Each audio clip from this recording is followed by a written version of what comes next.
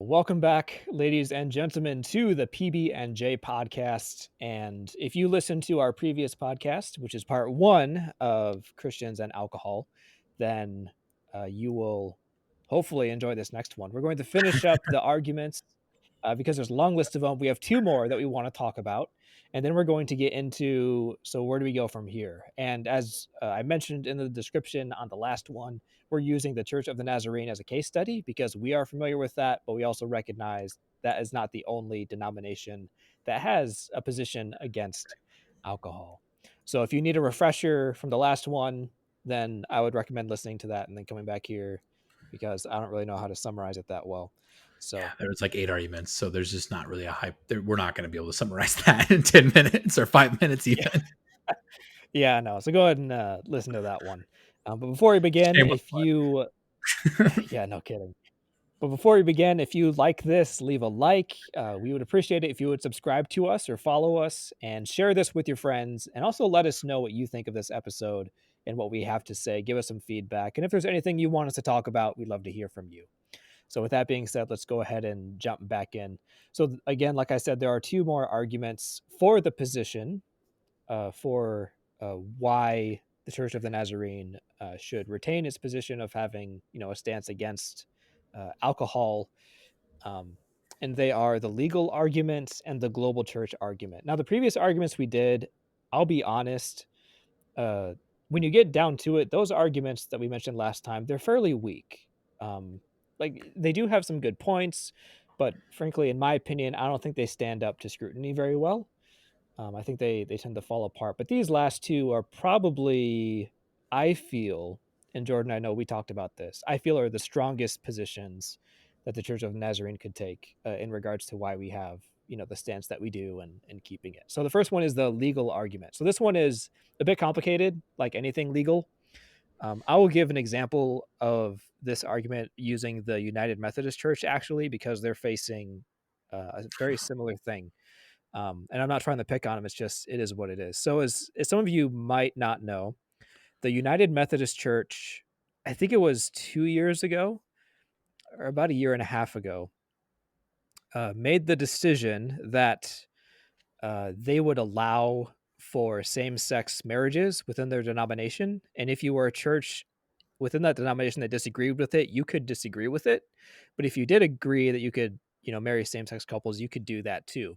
Now that created actually a huge legal issue for the United Methodist Church because in the States, at least, we have a sort of a clause in the law that protects churches from litigation due to what's called a sincerely held religious belief. So, for example, if you were a same sex couple that wanted to get married in the United Methodist Church a few years ago, and the church said, no, we're not going to marry you because we don't agree with that, you could not sue the church for discrimination because they were protected by the sincerely held religious belief clause. And you can look this up, which essentially says if a church has a position on a moral issue or whatever it might be, as long as it doesn't conflict with federal law or state law or anything, like as long as it's within the bounds of the law, they're protected from being sued for that reason. But now, because the United Methodist Church does allow for same-sex marriages, there are several churches that are now being sued for not performing same-sex weddings, and the law can't protect them anymore because the law is essentially saying, apparently this isn't a sincerely held religious belief, so you can't just deny them service for that. Like, we don't recognize that you actually believe this anymore because your other churches are doing it and they don't have a problem with it. So, and I actually checked this as it relates to the Nazarene Church and alcohol. I checked it with one of the main attorneys for the Church of Nazarene just to make sure I understood this correctly.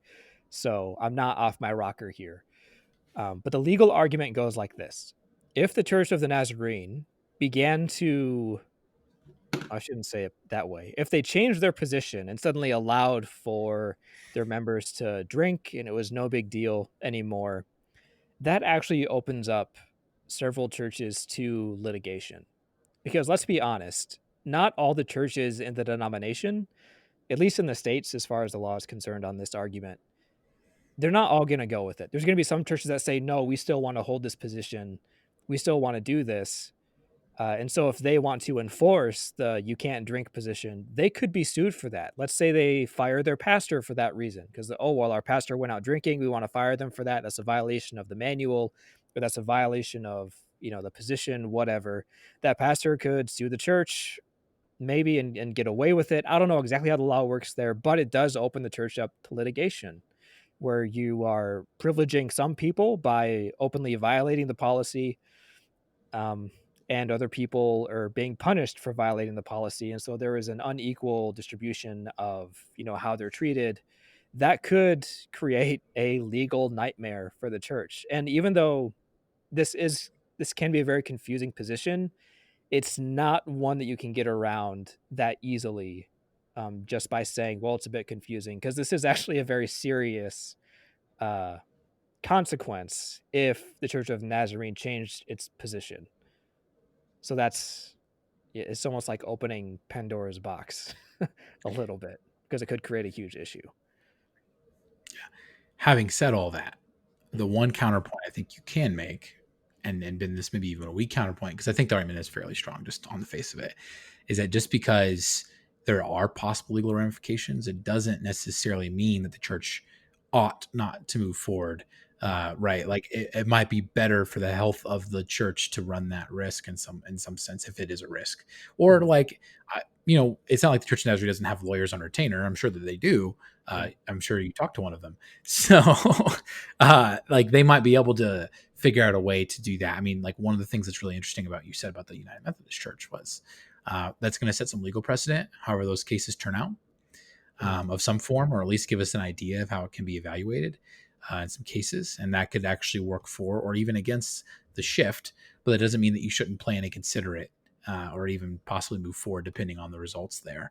Yeah. And even then, like again, like depending on how you announce and change said belief, it might be such that you are able to what's the word I'm looking for, that you're able not to be to get you might be able to avoid legal ramifications. I think with Mhm. the United Methodist Church in particular, because it's a great example, but I want to be specific on it, Yeah. was that because it's left up to the church and not the denomination, they're open to that lawsuit because you could be a gay couple participating. They could be okay with you participating in the body of worship, but not Mhm. necessarily being married at the church. So that there becomes like an awkward kind of tension there, if you know what I mean. That like we let you Sure. attend, all that, because the stance had changed, and that might not be sincere in the sense that like, well, if you don't recognize gay relationships, why are you letting one in your building?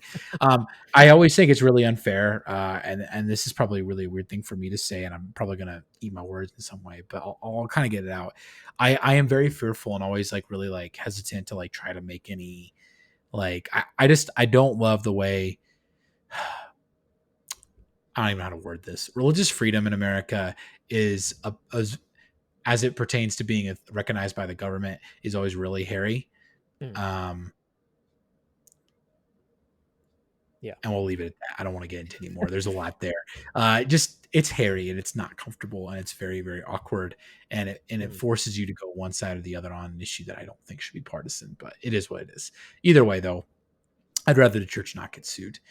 So if Mhm. there's a way to do it without legal ramifications or that you think would avoid meaningful legal damages, Mhm. or and this is just another thing, like it's not like there won't be a record in the church somewhere of like a pastor that was asked to resign because they drank. Like you Yeah. could reach out to them and maybe like proactively get a settlement or something. You know what I mean? Like I don't know. Like I feel like I don't know, a lawyer clearly. Like I feel like there are some proactive steps or different steps that you could take, or I would assume that there would be on Mhm. something like this.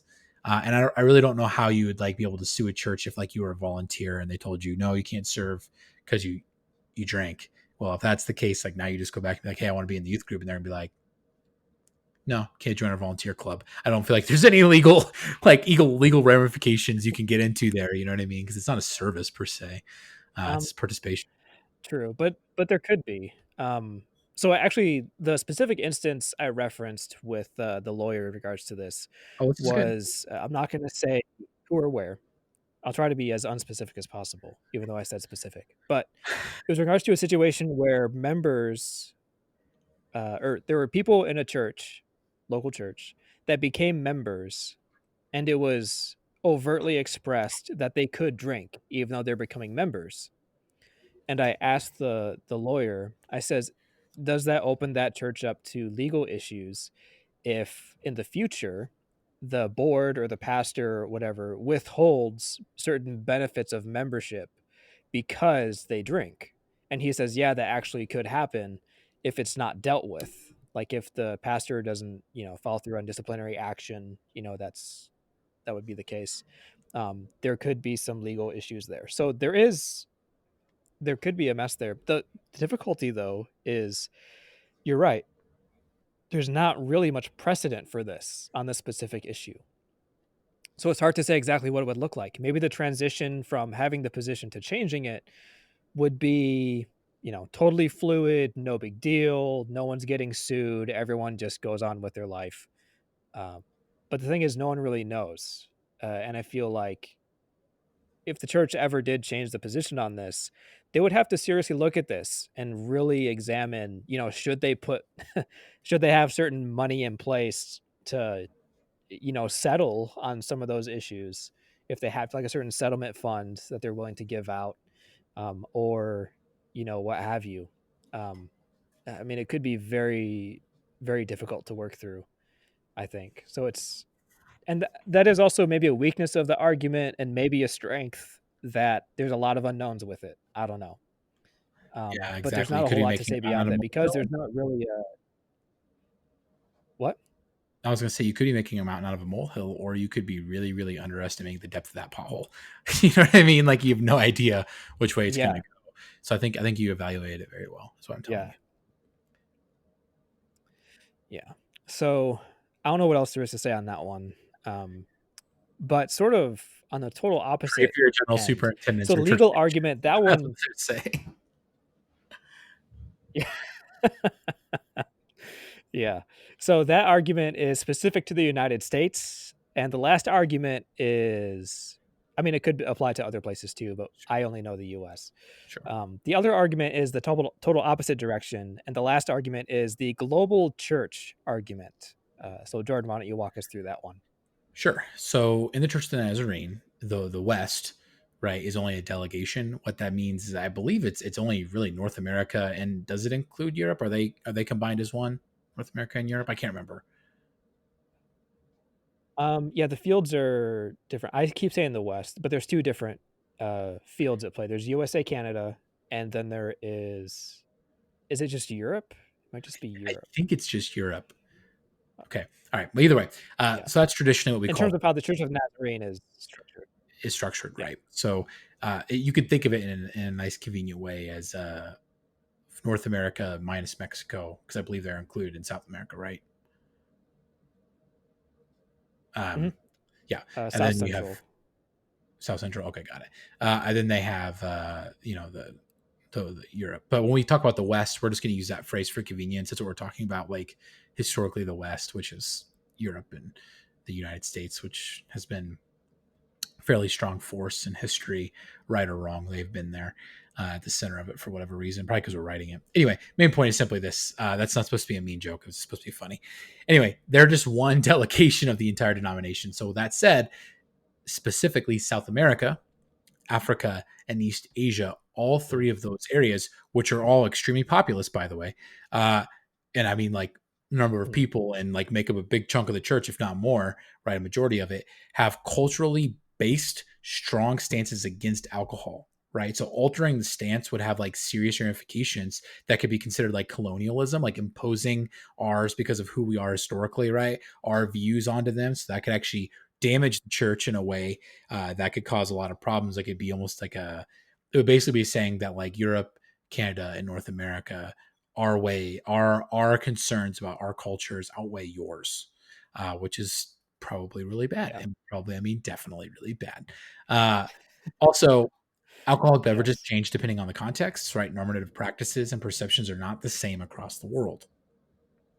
So, with that Mm. said, there's a couple more things I want to hit little high points here. And Ben, feel free to correct me if I'm wrong or anything. Many people in those other cultures join the Church of the Nazarene specifically because its position on alcohol, given the surrounding culture. right? So the denomination, Yeah. many in the Mhm. denomination see alcohol as a non-issue in the states and have a strong negative response when they plant churches in other parts of the world because of alcohol. Is that fair? Yeah.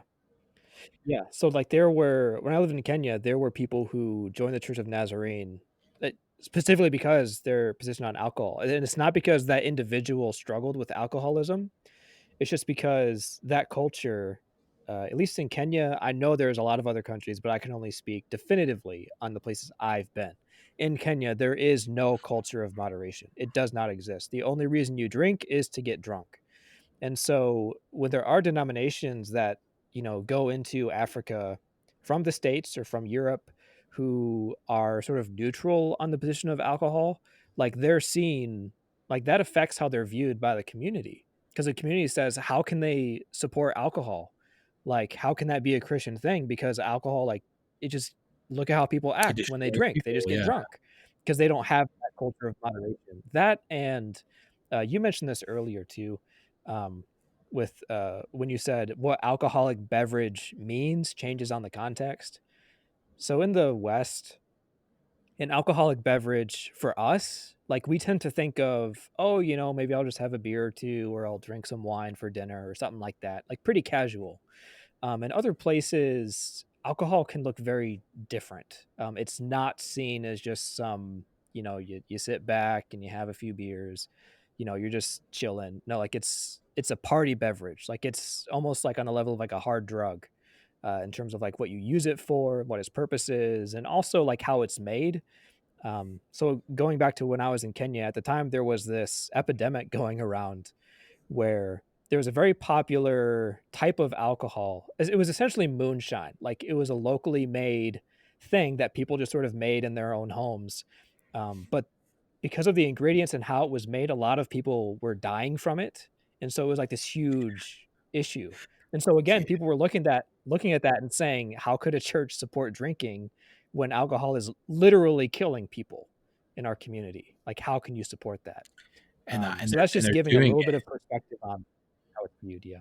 Yeah, no, you're right. Like, and just to add a little extra onto that argument, like the idea of like, wow, like you're okay with something that people are doing that they're willing to risk their lives in order to just feel a different way. That's crazy. So ultimately, the argument with that Yeah. really boils down to a solidarity argument, right? Like it'd be wrong and Mhm, impositional of the West and presumptuous of the West specifically to not sit in solidarity with their brothers and sisters in Africa, Asia, and South America. Yeah, is that you think that's the probably better way to, mhm. or you think that's the best way to articulate it so they hold the position that way? Yeah, I think so, yeah. I'm just It's making sure I'm not missing You're any. right, it's probably better to summarize it as like a solidarity argument with, brothers and sisters across all cultures, right? Because we are a global denomination, and in fact, we're larger outside of the States and Europe than we are within, and so that brings an interesting dynamic, which is, in the States, like, we represent the minority, in this regard. So that creates, interesting positioning. There are some counter arguments to this position. One of them is, because these positions tend to be, or they seem to be culturally informed, then maybe we should just let this be a regionally defined position. So like maybe for the States, we don't have this position, but for, Asia Pacific, for Africa, for South America, maybe they can have that position and that's totally fine. We'll just leave it to the local level to sort of define what works and what doesn't. But also, okay, so other cultures see alcohol as an evil, um, or at the very least, morally bad. Not something that a Christian should be doing is drinking alcohol. But they also have other positions that are culturally informed, such as, I mean, this might sound strange, but women wearing pants could be a thing, or polygyny, or polygamy, which those are different things. Polygamy is just multiple partners. Polygyny, which is more common, is multiple wives. Just specifically, I don't know why I went into that. But in some cultures, that's seen as appropriate and no big deal. So, does that mean that should inform the global church position on things? Uh, that, Frankly, I think that's a pretty weak counter argument, but that's one of the counter arguments that could be made. Um, Yeah, no, I mean it's fair. I think it's weak in the sense that it can possibly divide the church because like that's the obvious implication that you're going to wreck the Yeah. solidarity. I think the strength comes with Mhm. the idea that like it values the idea, and this is a very Western value. So I have to grant that point. Like I can't not acknowledge that, right? That it Mhm. allows for local ministries to acknowledge and look like what the church ought to be, right? In its specific context. So like for the Church of the Nazarene specifically in the United States, you know, we talked a little bit about this in the last podcast. Like it's weird because like that's a place that they take a hard stance, but they've moved on from different things like movies or the circus, you know, and there's other things that are equally as Mhm. addictive actually, and finding out that it's wrecking Gen Z is social media. I'm not trying to be mean to Gen Z. I love Gen Z. I minister to Gen Z. I serve with my youth group, Mhm. my church. But one of the things that we talk about a lot is like the impact of social media. Like TikTok is like a big deal, right? It's Mhm. designed to be addictive and to be part of your life. And I mean, it's like a study they did that like every Gen Z or it's like 60% or 70% of Gen Z or something like that. I don't remember what the stat is, so I'm gonna misquote it. Believe they're one TikTok or YouTube video or tweet away from like internet fame, like legitimate fame, right? Because their celebrities aren't the celebrities Yeah. that I grew up with as a millennial. Like I grew up with like Michael Jordan, Michael Jackson, like pretty traditional celebrities. Mhm. I was in a big movie. I made a really great song or great album. I'm really good at my sport. These people are, I don't want to say famous for being famous. That's wrong. It's very Kardashian, but I want Mhm. to say to some extent, famous for producing content that made them famous, and then they become famous for being famous, right? Like they're like just an attractive personality that's just Yeah. putting themselves out there. And, Mhm. and I say all that to tie it all in and saying this way, like why not stand against that? Like it's really fundamentally changing the way an entire generation sees the world, and in my opinion, and not always very healthy. In fact, incredibly destructive way. They have higher rates of depression and anxiety that we don't know how long they're gonna like what Yeah. it's gonna mean for them because they're like still in high school and college. Like what happens when they get in the workforce and they start turning 30 and have families like our millennials are doing, right? How does that depression and anxiety and Mhm. like need to be famous like affect that? So my argument is simply like the only strong counterpoint is like, yeah, maybe it should be cultural because every culture is a little different. Like it wouldn't make sense for Africa where they don't have a culture of moderation, whereas like it's fairly like one of my good family friends. So my wife and I's friend, her name is Alex. She's a wonderful person. Alex, if you listen to the podcast, thank you for listening. I did. You're just awesome. But she's English. So one of the things that Mhm. English people love to do, and this is not a joke or a stereotype, I'm serious, is go to the pub. Like it's a culturally like normal thing to go Yeah. to the pub and have a beer. In fact, there's more pubs than people. That's not a joke. There's more pubs than people in England. Like I'm not even kidding. And when we went to Scotland and we went Huh. to England and we drove down from Scotland to England and then we went over to Devonshire all together, we ended up finding like we would just stop at pubs together. That was where we ate. And it's just a common cultural practice. It's why they're a thriving business models because that's an okay thing. It's not weird. In fact, it would be weird if you lived in England and were like, oh no, I don't go to the pub. Like, and in some ways, that's I don't Yeah. know. I don't want to get too much. I'm gonna unargue my own point, but in some ways, I get that the idea of like, yeah, we're set apart. That is holiness. But going back to our previous arguments, in some ways, I think that would be like not only culturally abnormal, but maybe culturally hindering in some sense, like holier than thou, or like. Do you have a problem with the pub? Like, is something morally wrong with me because I go to the pub? Because literally everybody goes to the pub Yeah. or a pub.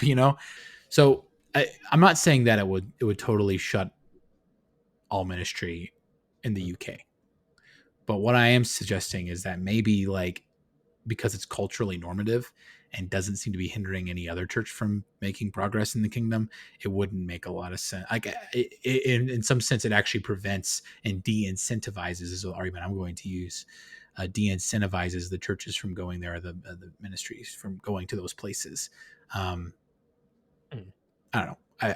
I understand that you can go to a pub and not drink. It just seems kind of silly, you know. Like, what's the Yeah. point of going to a bar? I mean, like, bar food's fun, but it's not that good, you know. Like, you know what I mean? Like, if you want to eat dinner, go to a better place, go to a Yeah. restaurant. I don't know. Right. Yeah. So, yeah, the global church argument It is is strong. complicated. Um, it is. I think it's probably the strongest argument you could make for retaining the current position. Of all the other ones, I think the global church argument is the best one. Um, but that being said, it's not without its own flaws because Yeah, because then how do you define, obviously, yes, local churches and fields, like they should be able to navigate their own cultural issues, because it's going to be different from place to place, place to place. So what do you do with a culture like in the States where alcohol, by and large, is a non-issue? It's not seen as like a moral problem at all. Yeah, it could become a moral issue, like a lot of things, but it's not like if someone's drinking, it hurts their witness. Uh, so, but then you have places like, in other parts of the world where it's not that way. So, in that case, which one takes precedent? And even though you could say, oh, just let them decide it on their own, but let's say this culture over here that has a position against alcohol and they absolutely hate it, they see it as a universal evil. Like, no, we can't just have this be a local thing. That would be like saying, you know, in the States, it's okay to bar same sex marriage, but in Iraq, it's not. Like, you can have same sex marriage in Iraq. Obviously, that's a weird example. I should have reversed it, but I didn't. Um, like, no, like that should be a universal thing. Well, according to who? Well, according to this culture over here, it should be a universal thing. So, which culture then takes, you know, which one gets to have their word go all the way through, right? Because you would have a lot of people in other parts of the world saying alcohol should be a universal, like this should be a universal position for everyone. Even those countries that maybe they don't see it as an issue, it should still be like this should still be the position that we don't drink, right? Especially given that the USA, Canada, and Europe are the minority of the Church of the Nazarene. Like, so should the fact that we are pretty much the only delegation that would be okay with removing the position on alcohol. But again, we're the minority. So how does that play into the whole conversation? Or again, you know, solidarity. And so I feel like that is sort of the strength of that argument of not changing it. Because the Not a only damn people that want to change it are in the minority. I mean, let's just be honest. Just because the Church of Nazarene started in the States, that doesn't mean we can just impose our culture's values and our culture's positions on everybody else, because that doesn't make a lot of sense, especially when we are a global church. So maybe the position of solidarity is the way to go. Um, I feel like that would be the strongest one, and I think you said you agreed with that one. I don't know. I don't know if I agree with the whole argument. I'm just saying it's a really strong argument. I don't know. So if you're asking me like, should I guess the question is really where do we go from here at this point? I don't know how you feel about it, but Yeah. yeah, So yeah, now that we've summarized the arguments, but yeah, my yeah. question was like, do you feel this is the strongest argument? Not that you agree Oh, with it, but yes. that Okay. you agree that it's the strongest argument. It Sorry. is the hardest. The legal, this one and the legal one, I think are probably tied for me. Like they're the hardest to pick around. The legal one's interesting because I don't have enough insight and like specific knowledge of the law to feel like I can tell you yay or nay. Here's the risk. Here's not the risk. Um, Mm, I think the only like my gut tells me the only the only legal problem you could open yourself up to would be like at least the big ones would be like ministers who have been let go or not been given churches or mm, positions because of drinking. But I don't know if that yeah. discrimination would be able to go that far back retroactively because you're not it's not services. But again, I don't know the situation, and I know that your lawyer friend said, yeah, it could open you up to litigation. The question is there a real case there that actually has merit? I'm not qualified to judge that, so I don't know. Anyway, neither here nor there. Yeah. The global one though, I Mm, feel like I can address because I do have some grip of theology and some grip of what it means to be a Christian and be part of a church. It's really, really hard to get around that, like not colonializing and like really imposing a will on there. And especially if it's actually positively mm, affecting the ministries to where they're actually getting people to come because it's abstaining and that it is a moral. It's almost ironic that that was the US's moral stance. And now we've shifted culturally. And now that they're like these other countries are in the same place and they're like, no, actually, this is an attractive thing about it that we're taking that moral stance because look how destructive it is. You know, maybe we'll see if they develop their own yeah. cultures of moderation. Maybe they won't. I don't know. But it is really interesting to think about and it's hard to argue out because like I in some sense you don't want to impede the ministry of the minority because unlike a political system, Mm, right, a church is not a it's a body of believers and people, but it's a missional body intentionally designing, like intentionally working to grow, or at least that's how I've understood it, right? Like it's intentionally going out and seeking to Mhm. fulfill that, great commission. So, like, in some sense, if something's impeding that, you'd want to remove that obstacle. Or if it causes a stumbling block, you'd want to remove said obstacle. Or at least that's what we kind of think here in the West. But that may not be the case because Mhm. one, the holiness message itself is not totally in line with that. I have to admit that. And two, it does allow you to sacrifice. Well, I guess the question is then your question, like, what happens with the culture then? Like, does that sacrifice a sacred position, or should we let it go regionally, right? Like, where if you're a Nazarene in the US, like, that's fine, or in Europe, that's fine. They vote on it, versus like if you're a Nazarene in Africa, like their leaders, they're like, DS equivalents would be like, no, never, you know, and that's okay too, but leave it up for discussion. I don't know what the answer is on that one, but uh, I do find it really difficult to get around those two. And from the Nazarene Church as a case study, if you're talking about a denomination that may or may not be able to make that choice, I would have to lean with, right at this point, I don't have an easy way for you to change it. If you're asking me on an individual level, should a Christian be able to drink? I would say even the Church of the Nazarene affirms that. So sure. You know what I mean? Like, I don't know. Does that make sense, Ben? I feel like I've placed that argument in a bunch of different ways, but it's a big one. It's like it's big, and the question is big. I don't know. Yeah. And well, I think it also shines a light on the fact that this conversation is not just one that affects just people in the States. And I feel Sure. like a lot of times that gets lost in the communication of the position. I mean, that's where we live, so that's where we hear the argument. Um, but the global American church part Christians is are one really I bad about keeping like our mind on like the global church. Like I think American Christians are yeah, really bad about that. That's not a yeah, political statement. I just feel like because we're a very Christianized country, it's hard for us to forget sometimes that there's mhm, more outside of what we see every day. yeah. I don't know. So, like, as an example of that, unrelated to alcohol, but I just got frustrated one day. I was going through Facebook. That was my first problem, and someone was upset that the general superintendents didn't write a memo condemning the violence on January 6th, like people storming the Oh, Capitol. And I did respond to that because I was like, I don't remember exactly what I said, but in essence, I was like, that's an absolutely ridiculous thing to be upset about. Because for one, Nazarene, like we've never been okay with violence. Like we've always stood against violence. But also, like, do you seriously expect that our board of general superintendents, who actively travel the world all the time, dealing with a lot of different issues, need to drop what they're doing to come up with a memo condemning something that happened in the States that very few people and no one I know actually finds acceptable?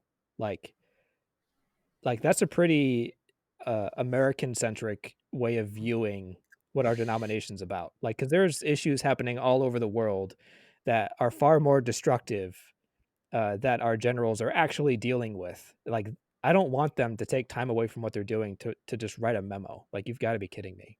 But anyways, just as an example, that yeah, a lot of American Christians tend to think that you we're know, the say all.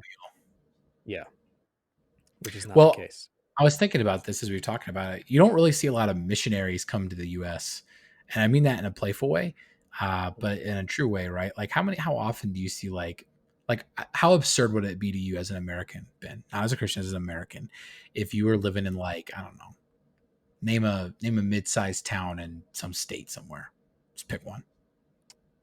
Uh, uh, Kalispell, Montana. There you go, Kalispell, It's by Montana. Glacier National Park. Oh, that sounds fantastic and beautiful. Anyway, It there. is. Kalispell, Montana. There we go. Kalispell, Montana. Let's say you're living there. You're not a Christian. You just I love living in Montana. You're an outdoorsy kind of person. You just, you like love life, right? Love life. And then all of a sudden, let me pick a country. I'll pick one that seems like an easier transition. Germany.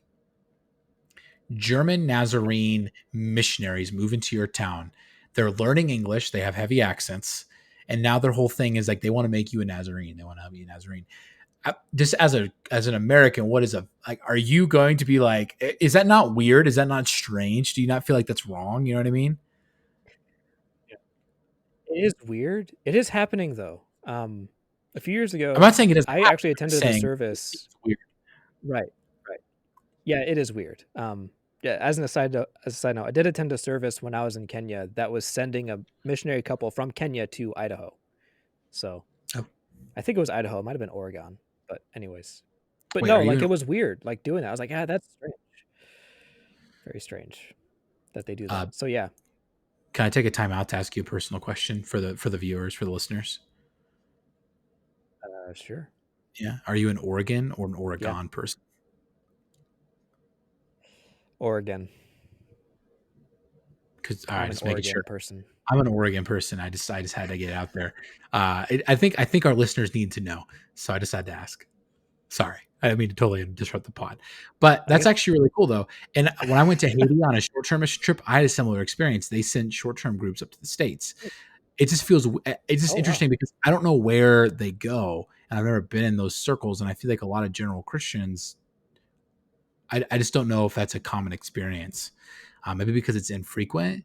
Maybe because America's wealthy, we get the privilege of being able to afford to go to different countries, and it's a little harder for some countries. Not that they're impoverished, all of them. Like Germany's a very well off country, but you know what I mean. Like for Haiti specifically, that was a big task for them Yeah. to send like 4 or 5 people up to the states. That was a big deal financially, but not only financially but spiritually. And part of me wonders if Yeah. that's the deal. So I think our broader point that we're making, and I'm using by this like missionary idea, is that even though it does happen, it doesn't feel common, and it also feels foreign, literally and metaphorically to us. Yeah. So it's hard. I think it's just hard Mm, for Americans that don't have like a background in missions or don't consistently participate in like thinking globally, as at a church level, to conceptualize the church as a global thing. Plus, you know, mm. America's pretty good in general about thinking about America. That's not a political statement. It's kind of what we do. Like Yeah. we got a lot going on. 2020 And I was a rough wonder time t for the U.S. yeah, yeah, no Sorry, I kidding. would say it. I wonder too how much of this that's fine. I wonder how much of that has to do with, the church in America, was always a sending church, like, we sent missionaries out. So I Yeah, wonder if we've just gotten accustomed to the idea that we send things, we don't receive them. Like, not in a selfish way, but that's just how we think. And so when it comes to stuff like this, when it's like, "Oh, well, another culture feels this way," we're just like, "Okay, but we're a sending culture." Like, we send not just people, we send ideas, and we send, you know, like, expectations and the manuals, like, we send stuff. We don't really receive stuff. Like, that's not really what we do. I wonder how much that plays into why the global church argument isn't one that's considered very often. It's because 'cause we're I not would argue um, to. No, you're good. Sorry, I didn't mean to cut you off. I was disagreeing with you. I was yeah, just gonna say I would argue that's just a general Western belief, but I don't want to like get into like history and colonialism. But yeah. No, that's true. yeah, I don't mean that to Yeah. be political. I'm just trying to say like it's kind of is what it is. We just tend to think that way, No, whether it it's right is. or Yeah, wrong. yeah. I don't know of anyone who would disagree with that. I mean, yeah, because it's, just a de Oh, facto thing. yeah. Well, So with the last couple of weeks, just trying to like make sure being nice to and fair to every side. It's been kind of a crazy time. right, Sorry. right. Yeah, no kidding. So all that being said, so where do we go from here? Like, so we went through the arguments of why the Church of Nazarene should keep the stance, why it shouldn't. A lot of the arguments for keeping it, in my opinion, are not very good. Some are obviously stronger than others, which we've already mentioned. So what do we do? Two Like, really, should really strong we ones though. change the position or what? So, so you leveled a bunch of stuff at me. Well, not leveled at I did. me. No, no, you didn't. You actually came up with great research, and this is awesomely. It's super well laid out, Ben. Like the way you structured all this. So you guys don't get the benefit of looking at it, but like we got like an 8-page doc here, and like 6 of them are the arguments, like counter and for Right. uh, changing the That's a policy lot. essentially, and really 2 of them I think are really, really, really strong. I kind of touched on this a little bit earlier, but I think currently, like if I was an Nazarene leader, I would be willing to challenge my non US colleagues on that.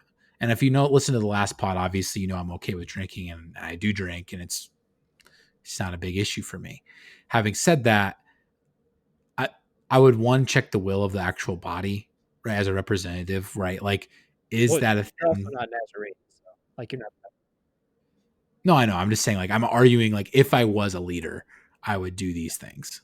I would be willing to have the discussion, but I would first check our listeners. Yeah. No, I'm no longer an Nazarene. Sorry, I was just yeah.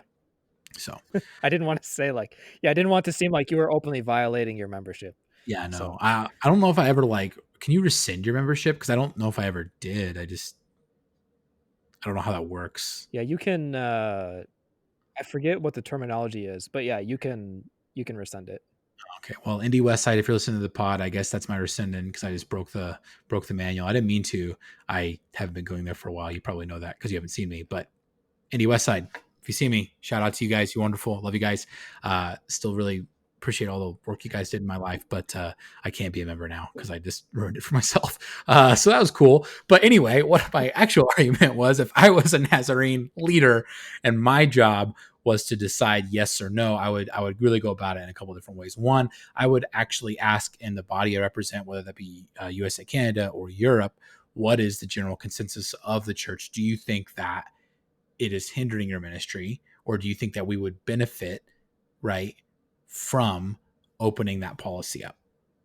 And I would do that by not only taking like a typical vote and having those hard discussions in house, but I would also, and this sounds bad because people get entrenched in like positions, like just for the sake of positions. Like I just think that people tend to get stuck in traditional or doing things because of the way we always do things.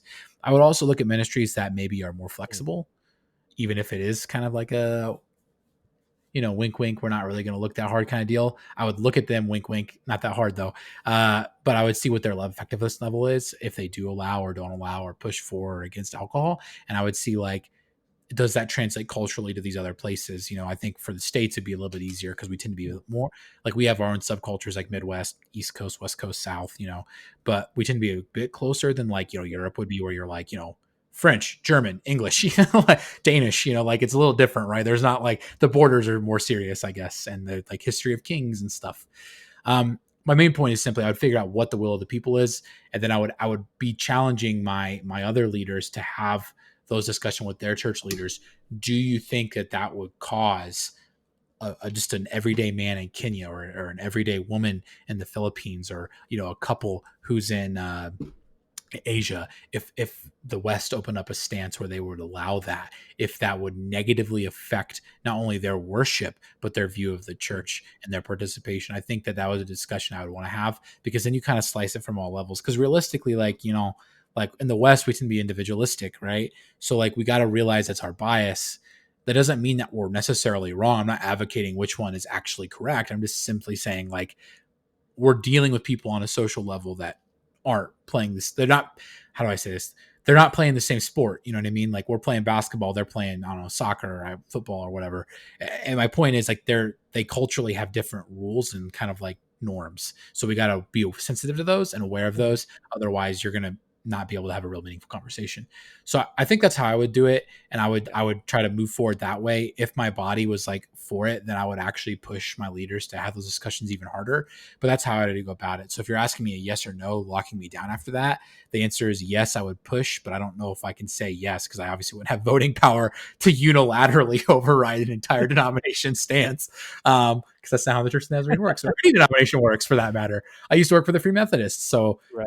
I got kicked out of their churches too now. I wasn't a member though. But anyway, the main point is simply this: that, like, now I can't get hired again, but simply that you can't. That's not how that works. But yes, I would be willing to have the discussion. I do think it's a fair thing to talk about, and I think the West specifically ought to be talking Mhm, about it and maybe challenging the East and the Africa and South America. But we should also be inviting those conversations back and hearing how they actually might challenge us, because maybe they're being effective in spite of those things. yeah. I don't know. That's my argument. Mhm. That's my spot. Yeah, no, that's a good one. Um, yeah, I sometimes wonder why this isn't being talked about, because it seems like everyone has an opinion on it and everyone's come up against it in some form or another. But then I also think, yeah, but imagine what it would be like if we did start having a conversation and it could turn into a giant mess. Um, because it can be a very touchy issue. And I think also because maybe the Church of Nazarene recognizes its current position is not very strong. The wording in the manual is essentially the because I said so argument, a little bit of the moral argument, but that's pretty much it. Like, there's really not a lot there in terms of the reasoning behind it. I would advocate for changing the stance actually, but I want to clarify what I mean. I'm not advocating that we remove the position. I would advocate that we take the time to really think through why we have this stance in the first place, So and come make a up with better argument, like word it better in the manual.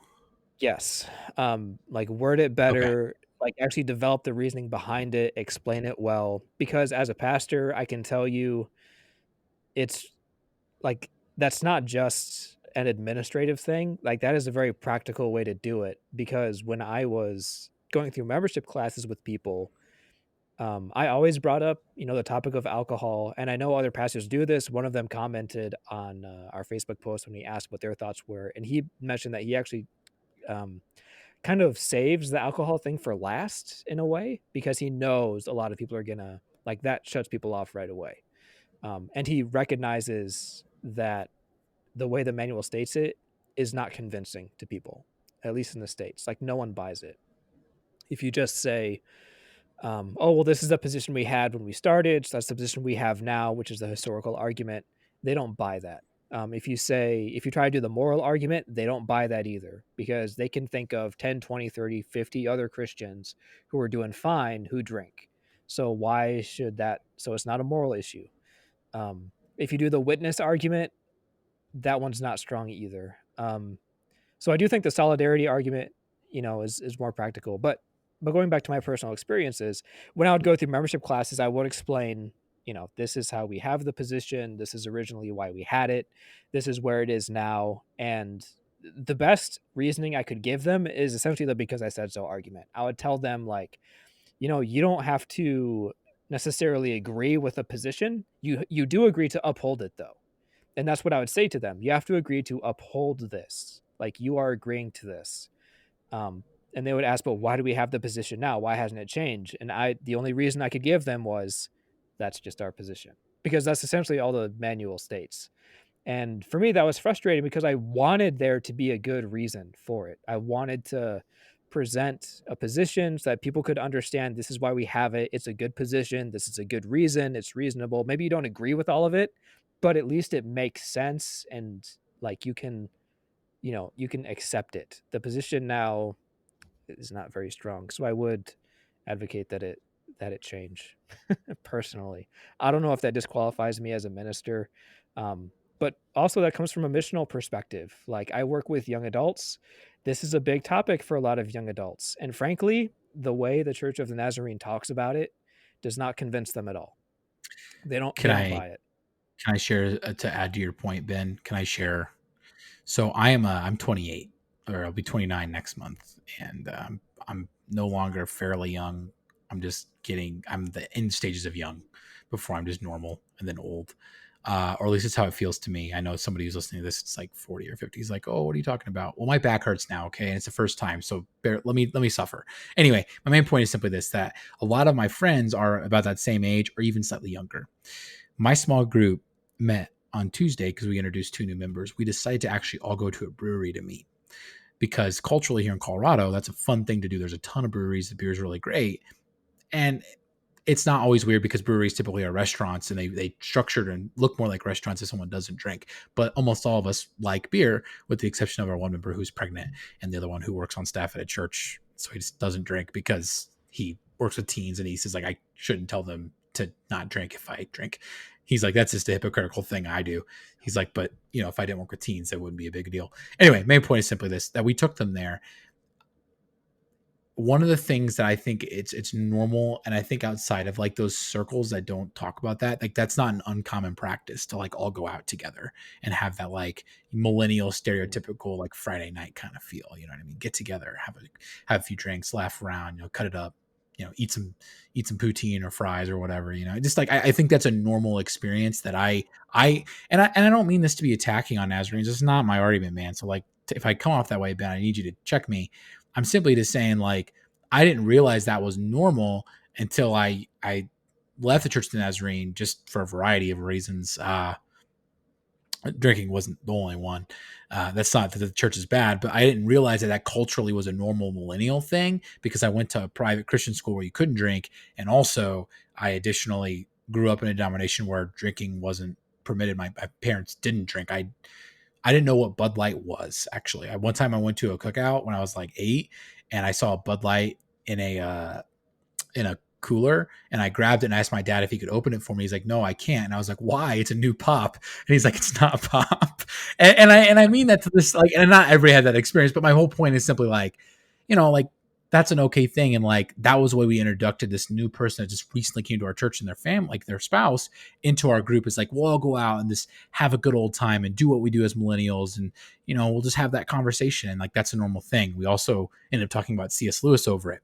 Ironically, the Inklings met at a pub, for the record, uh, all Christian writers, but that's neither here nor there. And that's all I'm trying to get at. Like, man, I'm not saying that it's wrong. I just think culturally it's a normal thing. So what you were saying, I thought had a lot to say. It's not necessarily a stumbling block, but it may be limiting on some of the effectiveness, or at least some of the places you can go. I don't know, Ben. Does that make any sense to you, or did I just pull that out of left Yeah. field? I think it makes sense. Um, yeah, and Somewhat. I do think there's a differentiation there between yeah, drinking alcohol or just being around alcohol, like at a pub or something. I know Yeah. that's maybe a fine line for some people, but I mean, essentially, that's kind of in practice what the Nazarene Church in the States does, anyways. Like, we don't have a problem if you want to go to a pub, if you want to go to a bar, but our position is that you would not drink, which I think is fair. I mean, because it's not like that's the only thing to do is to go out and drink alcohol.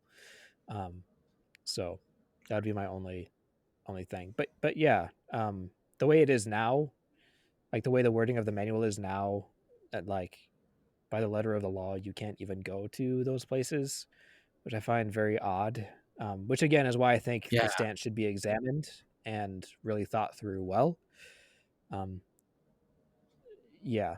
So I guess just to say Mm. for those listening, Jordan and I are both advocating that the position changed, but I think we're advocating that it changed for different things. Like I'm advocating, I'm fine with the restriction against alcohol, but I do think we need to definitely re-examine how it looks. Um, and I think your position is you're okay if we do change it. But I just want to make sure I'm understanding you correctly. Sure. I mean, like, I don't disagree with you that much. I would say, like, the only things that would stop me, like, from abolishing it would be, like, the two arguments that I can't get around very well that I keep stumbling over. Like, as long as it's not going to cause significant legal ramifications where it's basically going to cause the church to shut its doors, uh, like that, that would be bad. I don't want that to happen. And the second one was as if it's not Mm, going to cause the church global to split. One thing I do appreciate about the Church of the Nazarene, and I do defend this when I talk to my friends that go to non-denom churches, and they're like, "Oh, I'm not gonna. I'm just gonna be mean to non-denoms real quick." And if you're a non-denom listener, I'm not trying to be mean to you. I go to non-denom church, but like there is a sense of like, we're doing it the right way. We're seeker friendly. We're not like in that like whole tradition. We just reach the people. We love the people, and it's like, oh, that's cool. That's great. Yeah, but you don't have a sense of global community though. Like you didn't get to go into a room like I did yeah. and see Christians from literally all across the globe. Like that wasn't a normal thing to you. You don't get to advocate for that. You don't get to like have a missionary. Your church may have a missionary, but you don't get to have like 4 or 5 missionaries come to your church in the course of a year and tell you what they're doing in each specific place and how it's affecting the continent that they're in. Like it's not a normal experience for you. I go to a non-denom Mm, church, it doesn't happen, right? Because you're just trying to bring in people in your own culture, which is fine. It's absolutely fine. I'm just saying it's an yeah. incomplete view of the church. So that's why I can't get around it because it's really powerful. The global church, as long as it's not splitting, I think you should change it. I Mm, think it's kind of dumb. No offense. I think the rule doesn't really make a lot of sense at this point. I don't really know how you would word it in such a way outside of the legal or like, you know, uh, global stances, I guess, if we're going to abbreviate the other one, like the church universal, the church global, like stances. Like, I don't know like Ben, you're making an argument for rephrasing. I'm not trying to call you out on it. I'm just saying, like, I don't know what that rephrasing would be. That's for smarter right. men than I. But like, what would the argument be that like, causes you to stay? Like, all universally as a church affirm it as a moral evil. Like, okay, like that's different. but that's obviously not the Yeah, case. but You then know it's what I also mean? the moral argument again. Yeah, Yeah, exactly. yeah, Like, but you know then what I it's mean? also going back to the moral argument, which isn't that good. Yeah. Yeah. Um, So I don't no, know. I Does think that something like that, just like in solidarity with our brothers and sisters, something, I don't but can something you put along that in a those manual? lines. If there was It's a wording like universal that, manual, you know what I mean? Like, how do you put that in a manual? Is there a specific manual for the US that, like, Mexico doesn't get, or is it all one manual? That I don't know. yeah, that's a tough one to get around. That's I don't true. know. Huh. I'm But I not think saying it you should also change affects it. the I'm just saying, like, conversation because we're not. yeah, sorry. I just don't know what the counter argument is why Yeah. I'm saying, like, I don't know. I don't have a No. good reason why you should abstain.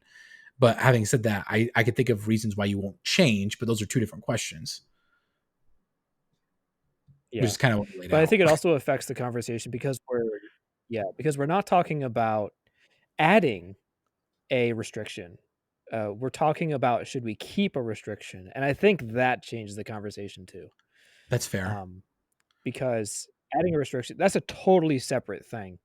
Whereas the global Nazarene Church already acknowledges this one, right? We're not introducing something new. We're just saying, is there a way we could better phrase this that is more in line with our global church perspective that could resonate with people of all cultures? Um, so, yeah, I No, don't know. that's a really strong point. I just that my whole argument was I don't know what you say to do that, but again, like I'm not a general superintendent. Yeah. I work for a Yeah, I bank, don't know how so to. like, Yeah, I don't a know. little underqualified. Yeah. So in that case, I do not have sympathy with our church leaders who might even look Sincerely, at this stance because it would be a huge can of worms no matter how you cut it. And it would cause a huge uproar. Let's not pretend that it wouldn't. It would.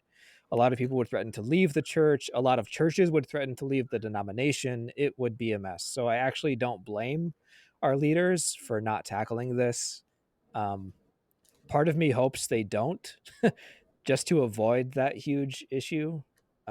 So anyone who just wants to go out and say, "No, we just need to get rid of this," I don't think you're thinking it through very much. Like it would be a big deal to change it. yeah, Um, so give it its due consideration. And that I think that being said, there was something I wanted to mention here. sure, So even though my personal position is, I do think the position needs to change. As far as thinking, just like we were talking beforehand, I says my view on this is a little complicated.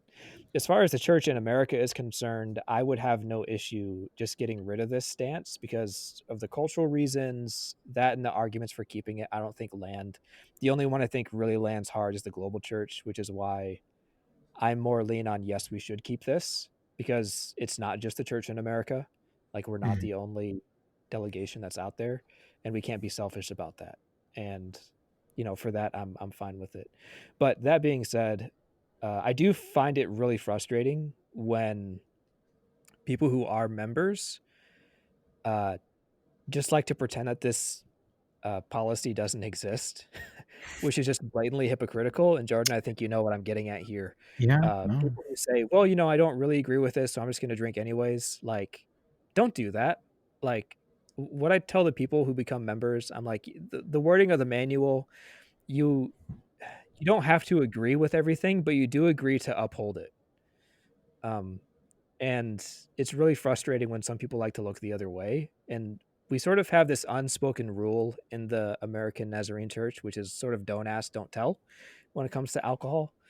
Um, which is, the expectation. Like, I'm not going to do a witch hunt for it. Just don't tell me that you drink so that we don't have to do disciplinary action. Like, we'll just pretend that you don't, which I don't think is the healthiest approach, but it's an approach a lot of people sort of default to. And I'll admit, as a pastor, I've done that. Um, like I'm sure there might have been, you know, people in churches where I've been, where I served in a leadership position who drank and like I just didn't know about it. And part of me hoped I wouldn't ever find out because then I would have had to, do the whole confrontation thing and, threaten to remove them from membership and do disciplinary action or advocate that they be disciplined or however, depending on what it is. So we do have sort of a don't ask, don't tell policy. I don't like it. Um, But that being said, I did tell when I was a pastor, what I did tell my members, and I actually took a Sunday morning and I talked about it to the whole church. Not because I felt it was a big issue, I just wanted to clarify.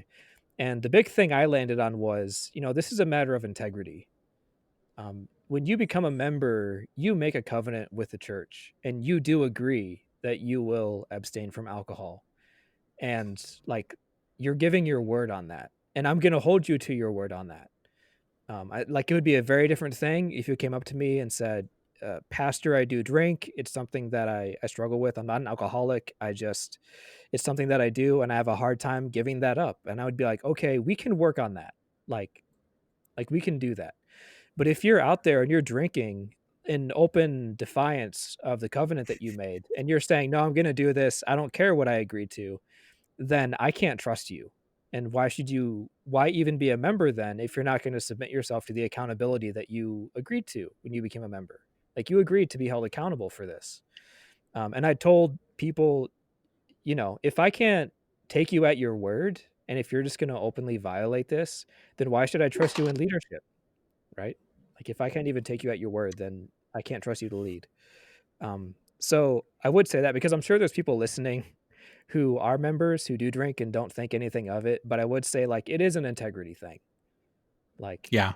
even myself, like I've said, like, openly on this podcast, that I don't necessarily agree with a position, but I did agree to uphold it, and I do. Like, I don't drink. I'm not saying that to like say I'm holier than thou. I'm just saying, like, I agreed to that and I acknowledge that, and I think anyone else who's a member should too. And I don't think that's Yeah. outrageous.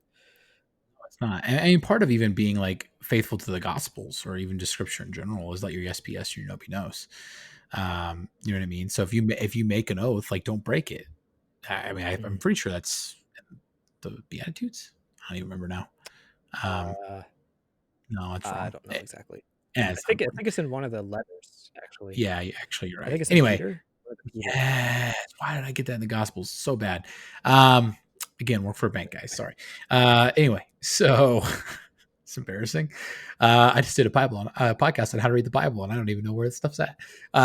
So my main point is what you're saying, Ben. That you're actually really right. Like that's just part of being a good Christian. And part of that is being willing to submit to those authorities, insofar as they don't push you to violate your faith. But this in no way would push you to violate your faith. In fact, it's that my whole argument for the last couple hours of this podcast has been it's not a big deal. It doesn't make any sense. You know what I mean? But again, I'm not saying that it violates any principle of like faith or freedom. It doesn't. So I think you're right. I think that it would actually be not only morally wrong, but it would be a sin, to be honest, to go back on that word and that oath. I think it would be wrong on a different level. Mm, Wouldn't just be like a really crappy thing to do. It would be a really sad thing to do. And I think you made a fair point as a pastor, like how can I trust you to serve and lead? That's because you give a little bit more grace than as another layman, if I saw a layman do that, I would I would be hurt and disappointed, in that person as a colleague and a friend and a peer. Maybe that's yeah. wrong, but I feel like that's a pretty normal human experience. And that's part of your own witness too, is that if you all as a collective unit agree to something and you don't uphold it and you're doing it in open violation, you know what I mean? It's not like something that you're actively working through. Like Ben's example, like Mm, you're kind of killing your own witness, not only with that outside the body, but inside the body as well. I don't know. I think there's just something to be said yeah. about character is basically So I your think argument. that, yeah. So getting back to the whole, churches that have positions on alcohol, let's be honest. I think a lot of the motivation behind wanting to change those positions is because of potential members. I don't really think it has a lot to do with people who are already members of the church who already agreed to those positions. I think changing it has a lot to do with we just want our church to be more accessible to people. That's probably I have true. a feeling that's the main motivation. And I think that should be examined. I mean, so we gave arguments for and against, but let's actually talk about maybe the reason why people would even advocate for changing a position like this. I can think of a couple. Your first Okay. one, the first one you just mentioned is probably the big one. I agree. Like I think a lot of them would like they're fearful. And I think this is just a general Christian struggle. Like we are so afraid as Christians to like we just have to strike that perfect balance, and it is a difficult balance of like in the world of the world all the time. You know what I mean? And we debate that Yeah. ad nauseum. I don't know how you feel about that, Ben, but I feel like we Mm, do. I just feel like that's really true. I agree. Yeah. Yeah. Having said that, this isn't a counterpoint. I just say like another argument you could make would be like someone like me. Like I actually am strongly in agreement for the most part with most holiness messages. Ben, you and I have talked about this. Uh, because of some of there's some other stuff outside of drinking, right? That I'm not 100% down with. Like there's some like nationalist undertones that I don't love. I'm just if I'm being honest, but Mhm. like one thing is Yeah. like I couldn't actively be a member of my church, and this your story about drinking and rebellion of the membership, like that was me at one point in my life, and I really didn't feel very good about myself. So I decided that I would leave the church. One, I wasn't super happy in the church, and that's probably a bad reason to leave. But I didn't feel like I had a place to belong. So that's what I mean by happy. Hmm. Uh, this is what it is, like there just wasn't a group for my age at that point. I was right after I graduated college. And two, I felt morally wrong for violating its codes that I had upheld actually very, very consistently. And I would say technically blamelessly up until that point. So like my only other argument would be like for me, like there's only a few things stopping me from going to Nazarene church now. That's one of them. And I already buy into the theology and the practice. I still like subtly like push in my small. This is not a joke. I actually do this subtly push for holiness interpretations of scripture when we do that, like talking about set apart. Like, Nice. and I have some friends that like because we're non right, so everybody comes from different backgrounds. There's some like Lutherans and like slightly Reformed, and like we don't ever get into like fights, but like I might be like, well, I agree with what you're saying, but I think you could also interpret it this way, and like kind of like the like kind of trying to like push you one way, move that Overton window, so to speak. But I do that, and I think that's fair. Like my wife like told me this sounds really dumb, but she didn't grow up Nazarene. She didn't grow up in a Christian home. She goes, I would never go to church Nazarene because of her experience at all that. Hmm. And that's not a dig at all that. We both love our alma mater. We just realize it is what it is. But I think her fear of it was not only like a cultural thing about because Nazarenes could be a little different. I don't mean that in a mean way. It's be a little different. Um, That's we're very true. tight knit. We're a tight knit group, and that's not a bad thing. But like sometimes tight knit makes it hard for people to get part of that group. You know, um, and that was something that you have to work at.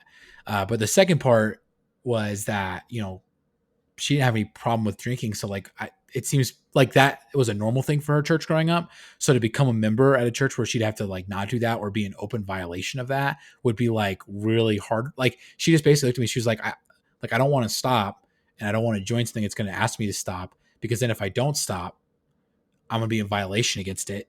She's like, so like, why are we doing this? And she's like, plus some of the other reasons just didn't make a lot of sense. So like, I feel like those arguments are like somewhat fair for like why it would affect Hmm. a numbers game. But if you're doing it as like a purely populist, like your argument is like, oh, well, everybody drinks, so we should just be fine with it. Like, I don't actually think that's right or nuanced. I don't know. I agree with you, Ben. I Hmm. agree with you if that was your argument. Does that make sense? Do those arguments make sense Yeah. that I'm kind of laying Yes. out? Yeah, it does. It Really does. personal. I know Um, that's not good, but I, which I want to admit my bias.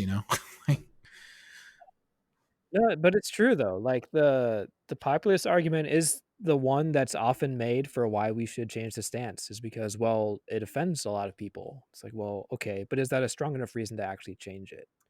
it Um, shouldn't be.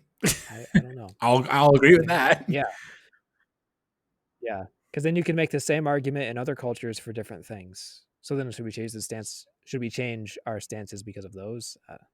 Yeah, I don't think that's a very strong position. But regardless, this is something that's out there. It is something people are talking about, and so I guess we'll go ahead and wrap it up. But I'll let you have some final thoughts before we do that, if you have any final thoughts on it. No, I said my piece. I appreciate you giving me the mic. I feel like I talked a lot in this pod, but no, I think it's a really good discussion. I think if you're listening to this and you are Nazarene and you're wondering where you land on that, I'd actually urge you to stay and to have discussions with leadership and to continue to be a positive voice in the denomination. If you're on the Mm. outside looking in, you're wondering should I ever join Church of the Nazarene? I would also actually urge you, and I mean this in earnest, don't be uncomfortable joining. Just realize if you do that, they're going to ask you to do something, and you should follow through with what they ask you to do. That's part of it.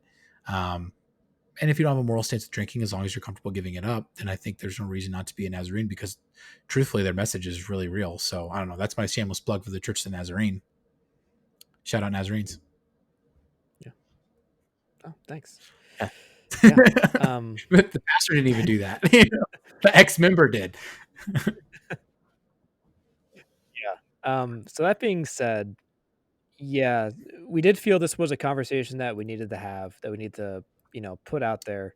If we this is a conversation we felt like we need to have, partially because of the backgrounds we came up in, but also because I think a lot of Christians, especially millennial Christians, which is kind of who Ben and I are really, this is a struggle that you kind of face in a weird way, even if it's not like an overt struggle. It feels like culturally tense at times and kind of weird because you're kind of caught in two places. So we wanted to have the conversation to maybe be of some value to you by doing the case study in the Church of the Nazarene, because I think it's really simple and lays it out in a good way, but also to give you a place to realize that you're not the only person that's having that internal dialogue. This is a normal thing, and this is an okay thing to talk about and think about. Having said that, we do want to know what you guys want us to talk about and what you would like, what you do think about. So comment, reach out to us on social media. Ben Straight, Jordan Britt. We do have a new Instagram page, so please follow us. It's at PB&J Podcast, right? At official.pbj podcast. Sorry. Official.pbj podcast. Sorry, that's on me. That's user error. So go ahead and give us a follow there. Slide in our DMs, not with anything weird, but just with good topics. We definitely want to know. We want to put out stuff that you care about, and we think that we can maybe discuss some topics and dissect it in ways that are interesting. And we just need help figuring out what you guys want to hear. So tell us. If you are someone who is a part of the Church of Nazarene and wants to talk about this subject more, but you don't know who to talk to, you could reach out to me if you're comfortable doing that. I will link the email address for this show down below. We both have access to that, but if you, address it to me, I'll definitely read it and contact you about it. If last thing, and this is the last thing, I know we're dragging this out, right? But this is important to me. If you are suffering from alcoholism, or you think you might be an alcoholic, or you might have a problem drinking, or know somebody with a problem drinking, and you're listening to this podcast, just reach out to us. We're happy to pray for you guys and pray over you guys. We don't mean this to offend. We're just trying to lay out what the actual argument is for those of us who are not. But if you're in a position where you are struggling, or you know somebody who is struggling, we want to offer that support and connect you with somebody that can help you. So please reach out. We'll do our absolute best. So just a plug of encouragement there. Sorry, I thought it needed to be said. Got some Uh, history of alcoholism in my family, so I know what that's like. So I'm happy to support. yeah, absolutely. Yeah. So if you have anything you want to add to the conversation, you could leave a comment down below, or again, reach out to us social media. Be sure to like this, subscribe, favorite, share, all that good stuff. And we will see you next time.